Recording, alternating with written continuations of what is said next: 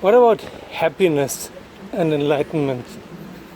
How important is the experience of happiness in so-called higher states of consciousness? There was a question in one of the last videos if, according to my belief sets, in that system happiness is also happening.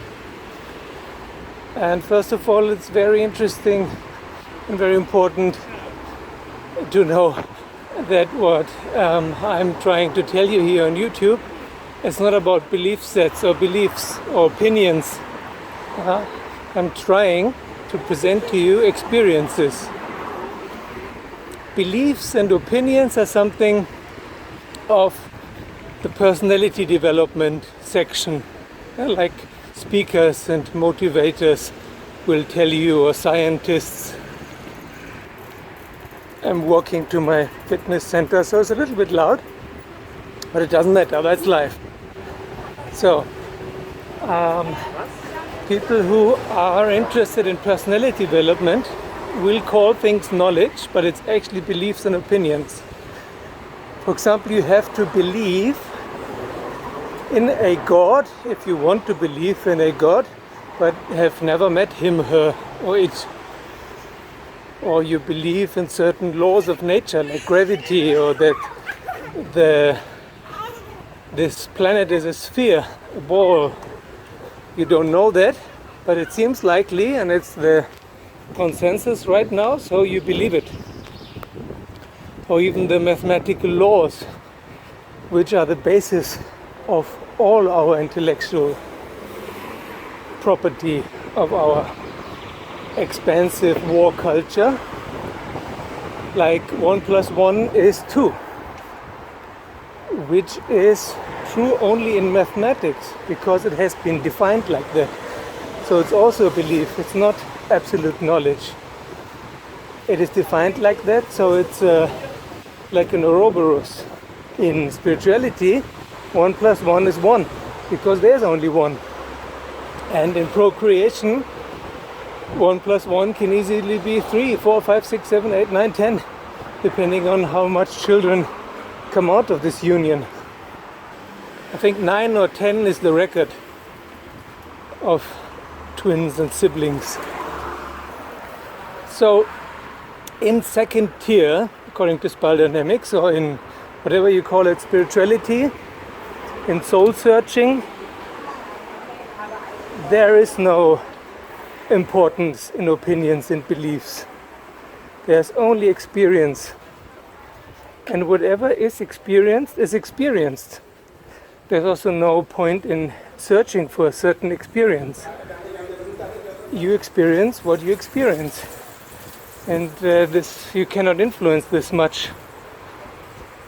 A little bit by your beliefs, of course. If you believe in your mind, then of course your experience will be colored by your beliefs.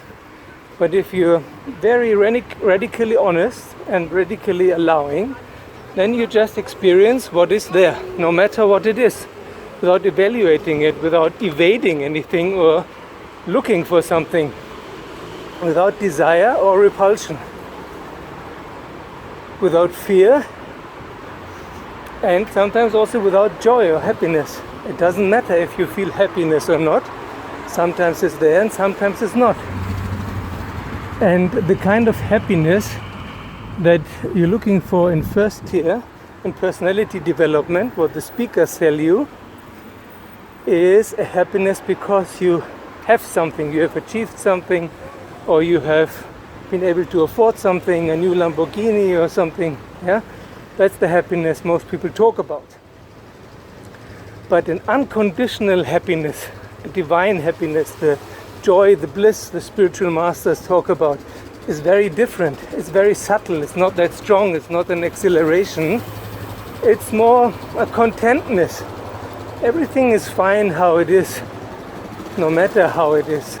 Who cares about happiness? Really, who is there who cares about happiness? Who wants there to be joy and happiness and all these positive emotions? Why are you looking after positive emotions? I tell you why. First of all, because you've been taught and trained to look after positive emotions and run away from negative emotions. And secondly, because you're traumatized. If you're traumatized, you're afraid of anything that could be like your trauma. And so you're looking for something positive to balance this out. It's a running away. And to use spirituality as an escape doesn't work really. It's called spiritual bypass.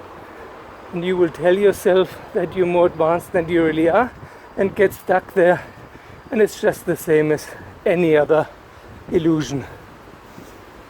The only way to get to the bottom of it, to the truth, is to really allow everything to be there how it is. No matter if it's happy or not, if there's joy or not. And the last thing I want to say about that is that there's the love phase. Watch my video, the love phase. First there's waking up. You see that you're not your personality. And you're getting more and more detached. Then after you have dealt with all kinds of muck that is coming up from inside, you go into the love phase. Sometimes people go directly into the love phase, especially in a spiritual context, like in Buddhism, for example. This state of compassion and love, many people talk about, especially in Tibetan Buddhism, that's the love phase. Still not enlightenment. So in the love phase, everything is really love, but it's a giving love. It's not a love like desire. It's a desire-less love, an unconditional love. And it's not your personal love either. It's the divine love you feel. You feel that everything and everyone is loved by the absolute, by the divine. It's the love phase, and many people think this is enlightenment. It's not. It's the love phase, and there you feel happiness and joy and so on. It's great. It's the most comfortable of all stages at all. But in enlightenment, which starts with non-duality, there can be no more happiness or unhappiness. Because that's just like black and white. Happiness and unhappiness and good and bad doesn't make sense anymore in enlightenment. You don't give a shit about it. Everything is just how it is. It's more neutral. Like here, according to Murphy's Law, when I am talking to my cell phone in a street that is usually doesn't know much traffic all the time, cars pass by, but I don't give a shit. It's not important. It's just how life is. Why should I be upset about things like that? Or why should I enjoy them? They're just there. Enlightenment doesn't have anything to do with happiness. Really. If you're looking for happiness, stay where you are, or see that you get into the love phase and then stay where you are. If you're looking for the absolute truth, the ultimate truth that human beings can get to, you cannot look for happiness, because then you're looking for a specific thing. The ultimate truth is not a specific thing, it's the ultimate truth. It's as close to the divine as possible, and the divine is absoluteness, infinity. So everything is there. Happiness, unhappiness, black, white, good, bad, they're just words. Really, no enlightened person gives a shit about happiness. It can be there, and maybe it's not there. Who cares? No one. Because when you're enlightened, there's no one left who cares. So please stop looking for something specific that you've heard about or read about. That some teacher or master or lama or whatever has told you on a satsang, on a stage.